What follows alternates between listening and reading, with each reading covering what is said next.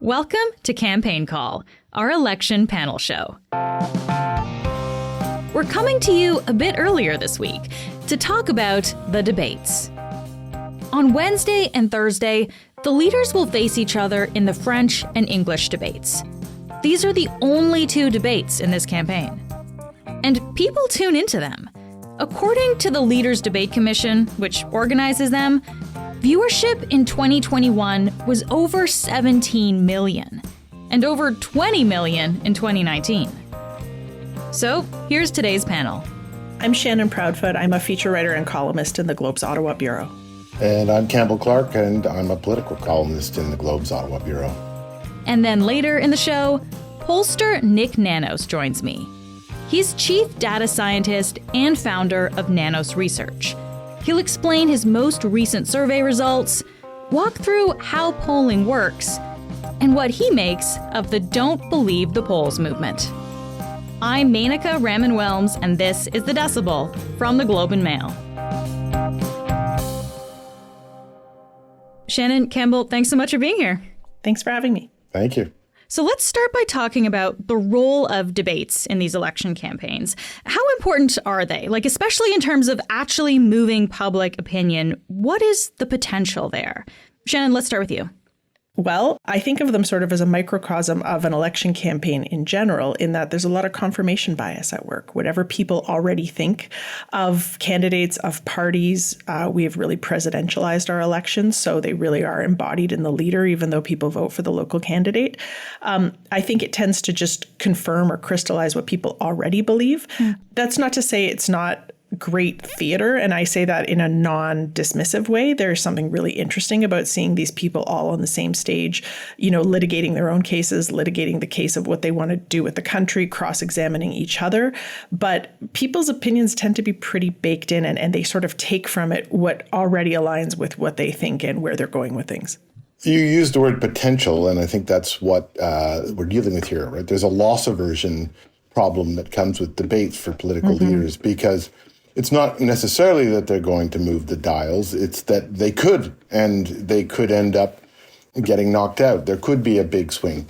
It's happened in really intense elections, like 1988 in particular. The debates swung the public opinion quite far, swung back again.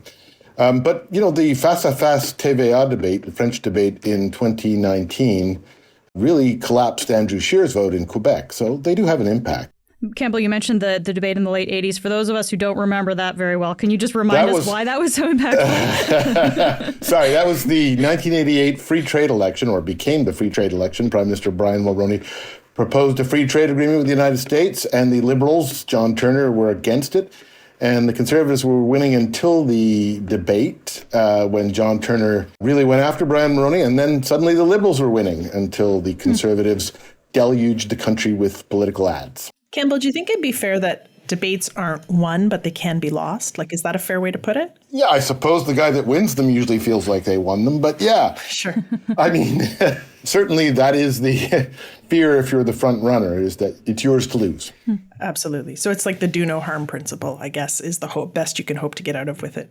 But I find it interesting, though, that the callback here, Campbell, is something from the late 80s where, we really remember this kind of knockout moment. Are debates still relevant today? Because we have so many other points of access to our leaders now, right? Social media, YouTube, podcasts. So do they still matter in the same way? Yeah, they do. I'm not saying that it's going to move the dials, but you look at the French language debate on Wednesday, and you'll see already the leader of the Bloc Québécois wants it to be postponed because it conflicts with the hockey game and the audience might not be strong. It is really important to Blanchet, Yves-François Blanchet, the Bloc Québécois leader, that he get a chance to, scratch the Teflon on Mark Carney, do something to stop him running away with the election in Quebec. So it's an opportunity that they, especially the leaders of the third and fourth parties, that they rarely get. And, this is something of a last chance to reel him in. And also, for voters, you can get a sense of leaders that you have not seen before. Especially, this is an election where the prime minister has been in politics for 3 months. People don't know him well. I think it's fair to say, especially Quebecers, who will probably hear him in a French conversation for the first or second time on Wednesday. And to your point about the hockey game too, Campbell, I think there's value in the collective experience of watching a debate. I mean, I think it's probably not as much value as the hockey game, apparently. Sure, but. yeah, less fun, less beer, maybe depending on how you roll. But yeah, to me, there's something to be said for it being maybe not must-see TV. That's incredibly nerdy. But if a certain critical mass of Canadians sit down and watch it right before a holiday weekend when they'll be gathering with family and friends, I think there's real value for just attention being kind of collectively directed, even if all people see is the kind of pre-chewed little bits that show up on social media or the packages the next day of 5 moments you missed. I don't know how informing it is, but it is a form of engagement where people are they're looking toward the election, they're thinking about it, they're maybe talking about it with family and friends. That seems like a good thing to me, no matter what. I want to just ask you a specific question about Pierre Poilievre, Conservative leader Pierre Poilievre, because we've seen him be actually quite enthusiastic about the debates, even pushing for the TVA debate that is not happening, but, pushing for it quite a bit. But he has been limiting media access during his campaign events just in general. Journalists are not on the bus with him, for example, right? So I guess what should voters make of that discrepancy here, that he's got the enthusiasm, though, for this kind of debate? Well, I think he really does enjoy going a one-on-one with his opponent, or at least that's an opportunity for him because it's comparative shopping. What he doesn't really enjoy is he wants to get out a message in a press conference, and he doesn't want reporters asking him questions that pick holes in the message that he wants to get out there. It's a matter of, when he's doing his daily press conferences, the limiting of questions from reporters is trying to control things. In a debate, he's trying to score points against his opponent. They're different things. I think that's right. And control seems to be the operative thing here. If we're extrapolating from the public mood, the public seems to be digging Mark Carney's kind of adult in the room, calm, bland, not much razzle-dazzle. That seems to be working for people. It seems to be providing some sense of reassurance or drawing people in this moment of, peril or the perception of peril. And Poilievre, I think, risks that if he turns in sort of kind of the quote-unquote best debate performance he can and wipes the floor with Mark Carney, he actually does himself a disservice because he could come off looking really angry, unserious, attack dog. He might technically win and knock himself out in the process. So I think he has kind of a delicate line to walk where obviously he wants to cross-examine Carney. He wants to cross-examine the record of 10 years of Liberal leadership and link Carney to that. But if he goes too hard at it, I think he solidifies his own greatest weakness in the minds of voters. I'm writing about that right now as we speak, actually. Oh, there you go. And I watched him on Tout le monde en parle, the Radio-Canada TV show on Sunday. And, there was a different Pierre Poilievre in that. The softer side of Sears. Exactly. There you go. The smiling, congenial, friendly Pierre Poilievre and not, the attacking Pierre Poilievre. And I think it probably did him some good with the audience that was watching that show. They saw, somebody that you could have a conversation with. He was talking with people rather than at them. And this was very different. But maybe he'll be a little concerned that if that guy shows up, he won't get the job done that he needs to do with Mark Carney. He needs to reel him back in a bit because Mark Carney's lead in opinion polls on the question of who makes the best prime minister is pretty daunting right now. And there is not much time left to change that. Okay, so we've touched on what Poilievre needs to do here, kind of balancing this softer side of himself maybe with the more attack nature that he's more familiar embodying. But let's talk about Mark Carney. What does he need to do in these debates? I mean, you said it. Campbell said it. He's been a politician for 3 months. He hasn't had a lot of opportunities to kind of build up calluses, learn to reel in less helpful tendencies under duress. I do detect an improvement in the first couple of weeks of both the leadership race and then him becoming prime minister. There were some really, really patronizing interactions he had with reporters when he didn't like the question and he let his hackles get up and he let them have it. That was something he was known for doing sometimes in press conferences at the Bank of Canada. It's a tendency he has. It looks like some people in his team have sort of put him on timeout and gotten him off that. For sure they have. But they've clearly, the message has been like, no, bad, don't do that anymore. But debates can be very adversarial. Poilievre is really good at getting under people's skin. Carney seems to react very strongly to any suggestion that he's unethical or that there's anything less than benevolence behind his move to public policy, which coincidentally is Pierre Poilievre's very favorite argument to make these days. So I think Carney's greatest challenge is sort of a mirror image of Poilievre's in every way, in that it's to not look too angry, to not look too defensive, but from the opposite end of experience. Poilievre has been debating for 20 years. Like, he still had a baby face physically when he went into the House of Commons. He has practiced at doing this. Carney's brand new at doing it. So they're coming at it from different ends of the scale, but they sort of have mirror challenges in my mind. And you can see the way Mark Carney speaks in press conferences that he has not practiced the pithy lines in front of the mirror the way Pierre Poilievre has for 20 years. And when you ask him a question, he'll say, well, 3 things. And he'll go through those 3 things. And then when he gets to the third one, he'll say, last point. And then he goes, and I probably should have made this the first point. So that, that's not the debating style you usually want on the stage when you've got whatever it is, 45 seconds. So that could be a problem for him. Also, and I think this applies in different ways in English and French, but you don't want to appear to be too much of, how should I put this, a high-handed elitist who has an Oxford degree. That can go off wrong, I think, with the average Canadian in their living room. And, so if he tries to tell people, I know how the world works and I am an economist, you can take that too far. He's got something else that he has to do in the French debate on Wednesday night. And it's not just speak French well. It's a bit more about, do you understand Quebecers? Do you have a sense of who they are and what is important to them? Because, he doesn't face just Poilievre in the French debate. He faces Blanchet in the Bloc, who are probably second, depending on the poll you read. And that's what Mr. Blanchet wants to get across to people, that he's not somebody who really understands what Quebecers want and need, their identity. And in the coming crisis and the negotiations with Donald Trump, he won't be out there protecting Quebecers. So he has to have, Carney has to find some way of saying, listen, I do understand Quebecers to a certain extent. I am not from an alien planet. I am, somebody who gets it a little bit. And that's not so easy when you're under persistent questioning from Yves-François Blanchet, who speaks the language much, much better than you do. Yeah. Let's quickly touch on the NDP and the Bloc and the Greens, if you would like to, because they will be there as well. What does success look like in these debates for each of those leaders?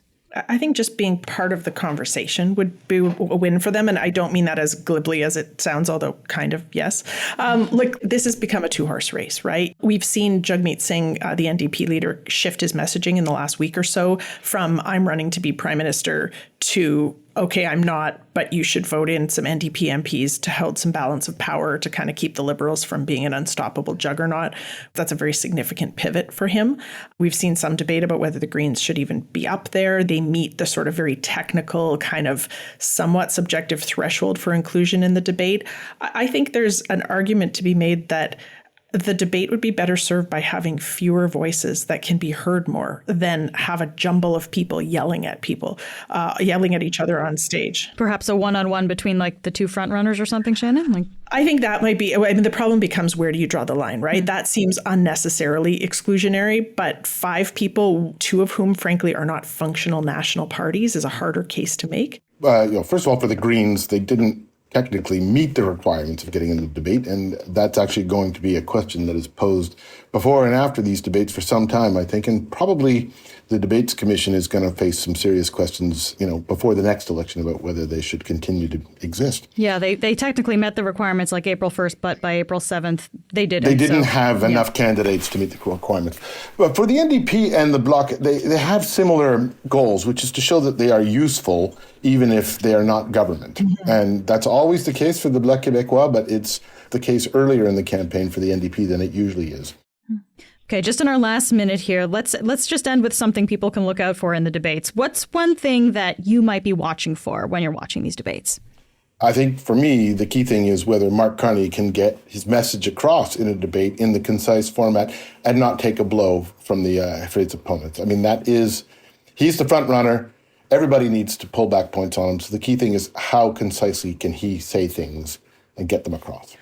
You know what? I'm going to cop to the fact that I'm really going to be interested in the human theater. I know that's not substantive, it's not policy, but we've spent the last 2 years hearing the Conservatives and Pierre Poilievre really effectively and loudly and ruthlessly prosecute a case against the Liberal government. Justin Trudeau, most of all. And I sometimes think Pierre Poilievre hears a sad violin solo in his head when he thinks about Justin Trudeau now. But I will be genuinely interested to see these men on stage across from each other, you know, arguing in real time and presenting their case for the country, and see both how they react and what vision they offer everyone else. So I take it neither of you will be watching the Habs game then on Wednesday night. I'll record it and watch it later, maybe with a beer.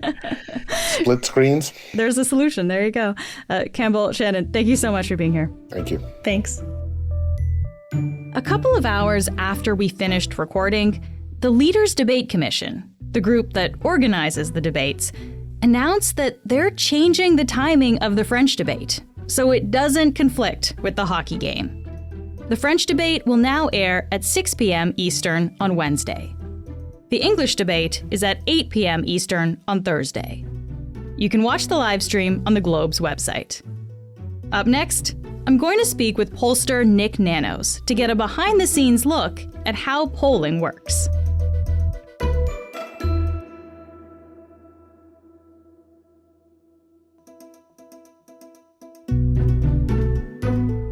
Nik, thanks so much for being here. Great to join you.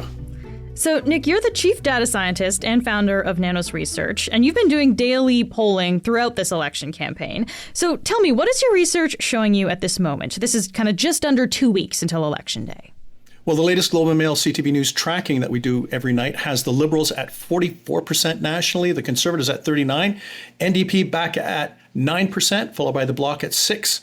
So still a tight race, you know, not a big gap, actually, between the Liberals and the Conservatives. Yeah. And do we know how many people in Canada say that they are still undecided? Not a lot, actually. It's much lower than usual. Only about 6 to 7% of Canadians say that they're undecided right now. It's usually at around 10 to 15 at this point in the campaign. It shows how engaged Canadians are right now in the election. And so one of the questions you ask people, so you do kind of the broad polling that you just told us about, but you also poll about who they would prefer as prime minister. I wonder, why do you ask that question? Because when voters go to the polls, we're not electing a prime minister, right? We vote for our representatives. But why is that something important to ask? Well, you know, the thing is what we do know is that leadership matters, that when people are casting their ballots, they're thinking about a number of things. They're thinking about the parties that they like. They're thinking about platforms. They're thinking about the local candidates. But leadership has become an increasingly important factor as people are less partisan and loyal to parties. So we ask the preferred prime minister question in order to capture who might have or not have the advantage on that front.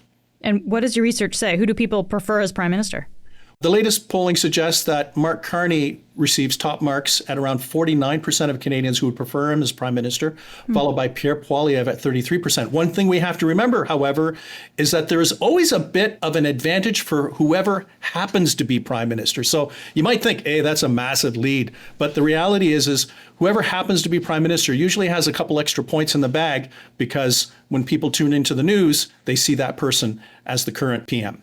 All right, let's actually look at how you gather the data for these polls, because I think this is something people wonder about. They don't really know how this happens. So take me through this process.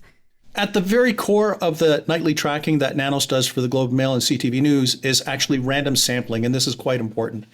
So what we do is we randomly select people nationally every day to participate in the research. We do our random selection through random digit dialing, mostly through cell phone numbers, but also some landline numbers. And we stratify it across the country, so we don't have too many people in one part of the country or another, or too many people in cities compared to rural areas. And then what we do is we build a national sample every night. We do a 3-night rolling average of 400 voters, and every night is like a mini survey that is representative of Canada. So every night we add a new group of people to the sample, and then we drop a group. And that's why it's called the rolling average. Okay, so 400 people every night for 3 nights. So that's 1,200 Canadians then over those 3 nights. And you mentioned you call people on cell phones and landlines. Do you also text people or reach them through online surveys? How does that work? We don't text people, and we don't do robocalls. We actually have a call center with live people speaking to other live Canadians. For the nightly tracking that we're doing for CTV and the Globe and Mail, 3/4 of the sample is using live interviewers. 1/4 of the sample are people that we've recruited by telephone randomly, but then we ask them to do the survey online. Okay. So there is something always called margin of error whenever we see these surveys. What is the simplest way, really, to understand that? Well, the first thing that you should know about the margin of error, it has very little to do with the reliability of a survey.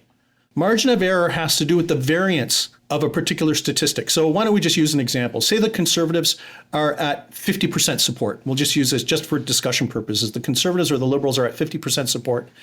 And when we do calculate the margin of error based on the sample, which would be 1,200 individuals, the margin of error could be plus or minus 2.7 or 2.8 percentage points 19 times out of 20, which means that that number could be as high as, why don't we say, 53 or as low as 47.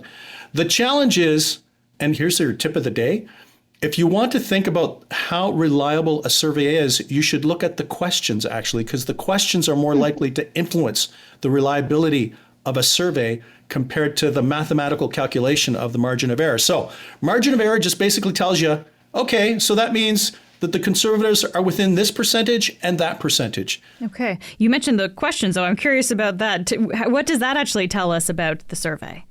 Well, the thing is that the questions and the question order are quite critical. So think of it this way. If you have, the ballot question at the very end and you start asking people other questions about the economy, whatever, different public policy issues, those other issues could influence how someone might respond to the ballot question, which for the nightly tracking, the ballot question is the most important question.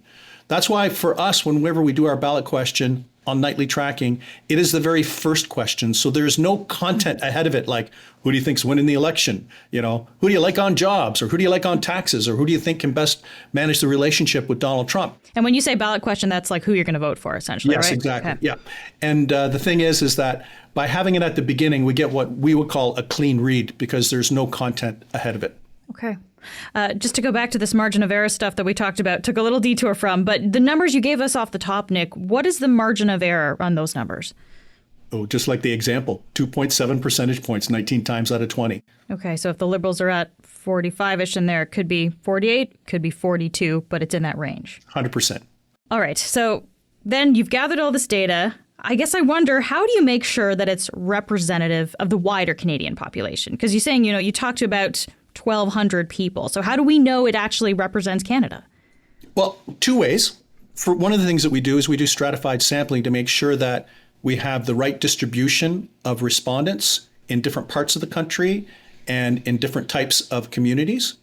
The second thing that we do is weighting could be applied, which means if there are too many individuals in one particular age cohort, they could be weighted up or down, which is like a little bit of a statistical adjustment to make sure that we don't have too many from one age cohort compared to another.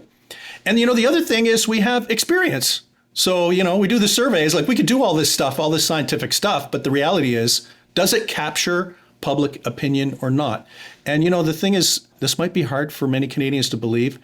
Our market research and public opinion research industry in Canada actually is world class and does a pretty good job at capturing how Canadians feel, but also on predicting outcomes. Now, are there some pollsters that sometimes don't do a super good job? Yeah. But the thing is, in general, the industry actually has a pretty good reputation. The one thing that these polls don't really capture, though, is seat count, right? Because you're looking at voter intention, which is essentially the popular vote. But, our elections are determined by seat count, right? So how does that work? Because I think that's where people get a little confused, too. Well, that's when they get angry, right? Well, think of it this way. The last two federal elections, the Conservatives won the popular vote. Like, if you look, more people voted for the Conservative Party in the last two federal elections than the Liberals, but the Liberals were able to form a government. This is because the Liberals won more seats. And this had to do with the distribution of support for the Conservatives. The Conservatives in the Western provinces, specifically the prairies, Alberta, Saskatchewan, and Manitoba, have big margins. And it's inefficient at converting into seats. So that's when people get upset. Same thing in the U.S. election. They say, well, the U.S. election didn't predict the big Donald Trump win. Well, actually, the U.S. election, in terms of the popular support, the pollsters did an excellent job once all the votes were counted. But converting that into electoral college votes or converting the popular support into seats is kind of where there's sometimes a bit of a disconnect. So last week, Nik, we saw at a Conservative rally in Brampton, Ontario, some supporters were seen wearing shirts and holding signs that said, "Do you believe the polls?" And now, to be clear, of course, the Conservative campaign has said they had nothing to do with this. Pierre Poilievre has distanced himself from it. But Nik, what do you make of the fact that people are out there saying they don't believe the polls? I don't blame them. Why? How's that for an answer? But there's actually an explanation. So think of it this way. We talked about what the Conservatives are at, 39%. 39% is usually enough to win an election. 39% is usually enough to form a majority government. Here's another kicker. 39% is the highest level of support that the Conservatives have hit in an election since 2011 when Stephen Harper won a majority government. What does this mean? Say the Conservatives go to 41 and the Liberals are at 42, 41, Pierre Poilievre will break the record, a 40-year record for Conservative support that hasn't been seen since 1988 under Brian Mulroney, and he still might not be able to win the election. You can imagine the frustration for the Conservatives to be like, look at these events. But this goes back to what we talked about. The Conservatives, because they're so far ahead in the prairies, they've actually have to be ahead of the Liberals to win more seats because of the inefficient distribution. So it's really interesting.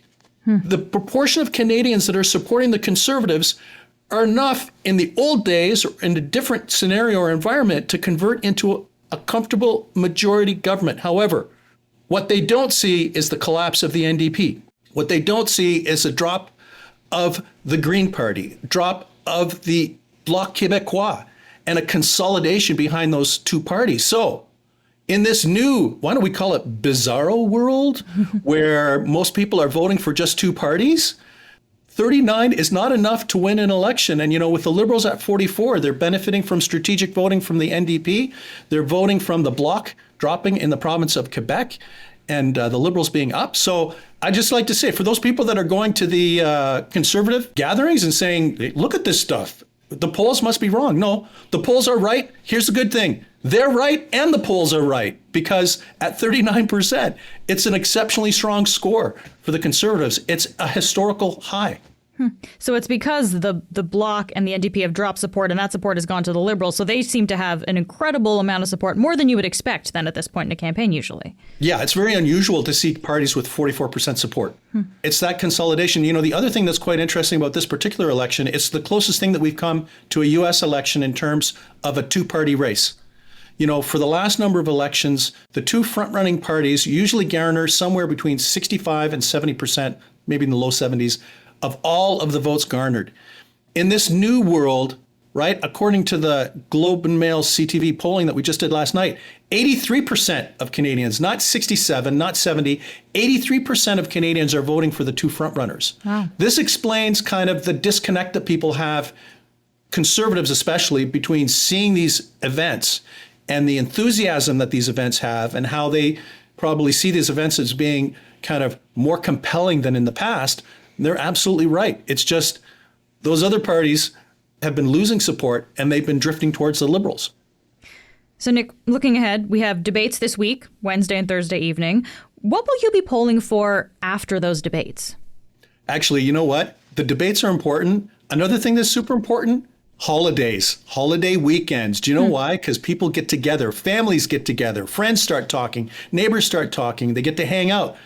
Inevitably, the weekend after, the holiday weekend after the debates, people will be obviously talking about important things like family, but after that, they're going to talk about the election. And in my experience, word of mouth is usually one of the most compelling, persuadable things that can change people's minds. So, you know what? I'm going to wait for the trend line on the Monday, Tuesday after the long weekend, because that's probably going to give us a sense not just of what transpired during the debates, but how Canadians are percolating and kind of absorbing and figuring out who they want to lead the country. Nik, this was so interesting. Thank you so much for taking the time. Great to join you. That's it for today. I'm Menaka Raman-Welms. Our associate producer is Azure Sauter. Our intern is Olivia Grandy. Our producers are Madeline White, Michal Stein, and Ali Graham. David Crosby edits the show. Adrian Chung is our senior producer, and Matt Freiner is our managing editor. Thanks so much for listening, and I'll talk to you tomorrow.